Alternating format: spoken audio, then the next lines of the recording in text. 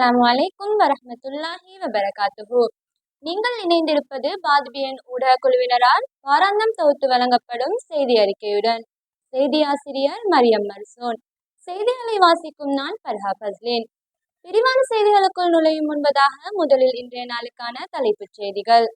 நடைபெற்று முடிந்த வலயமட்ட சிங்கள மொழி தின போட்டியின் 2ஆம் கட்டம். பாதுபியா கலையத்தின் சிறுவர் தின கொண்டாட்டம். நடைபெற்று முடிந்த வலயமட்ட விளையாட்டுப் போட்டிகள் தொடர்வன விரிவான செய்திகள். கடந்த வெள்ளிக்கிழமை அன்று மாவனல்லை மைரபாத மத்திய கல்லூரியில் நடைபெற்ற வலயமட்ட சிங்கள மொழி தின போட்டியின் 2ஆம் கட்ட நிகழ்வான எழுத்துப் போட்டிகள் சிறப்பாக நடைபெற்று முடிந்தன. இந்நிகழ்வில் எமது பாடசாலையைச் சேர்ந்த மாணவர்களும் கலந்து கொண்டமை குறிப்பிடத்தக்கதாகும். அக்டோபர் 1ஆம் தேதியாகிய நேற்றைய தினம் உலக சிறுவர் தின கொண்டாட்ட நிகழ்வுகள் எமது பாடசாலையிலும் சிறப்பாக நடைபெற்றன. அதன் முதல் கட்டமாக காலை 6ஆம் அணி நிகழ்வு கௌரவத்திற்குரிய ஆசிரியர்களால் நடாத்தப்பட்டது.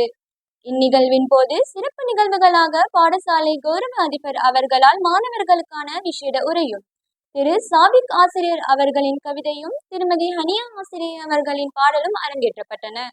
தொடர்ந்து ஆசிரியர்களால் மாணவர்களுக்கு சிறுவர் தின விசேட சின்னம் அணிவிக்கப்பட்டது.